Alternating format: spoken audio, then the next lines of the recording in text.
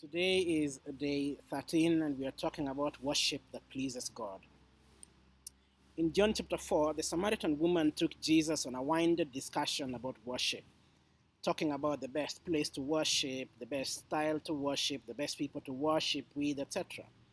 And Jesus viewed this as some sort of what Kenyans would today call a wild goose chase. And he gently guided her from that fruitless pursuit towards an appreciation of the kind of worship that pleases God. And Jesus says, "A time is coming and has now come when true worshippers will worship the Father in spirit and in truth, for they are the kind of worshippers the Father seeks. God is spirit, and his worshippers must worship in spirit and in truth." Now, worshiping in spirit means that we have to be authentic. We have to be sincere, genuine, and thoughtful. It doesn't help to pretend and say things to God that are not from the heart, or to vainly repeat things that don't even pass through our minds.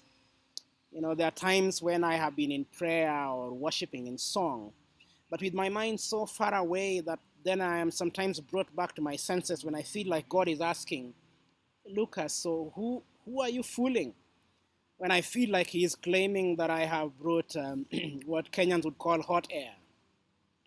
Now let us, in our prayers and in our songs, do it from the heart.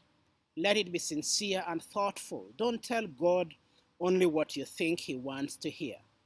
Tell him what you sincerely think and feel. But the problem with sincerity, however, is that sometimes we can be sincerely wrong. We can create a false image of God in our minds and then we proceed to worship him, and that would be idolatry. That is where truth comes in. Worshipping in truth means it has to be accurate. It has to be informed by a biblical view of who God is.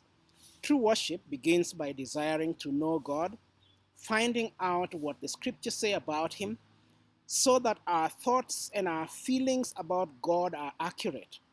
That way, then, when we worship, we will speak with and about a person whom we know, and we will say about him things that are both sincere and true. Let us proceed to worship God in spirit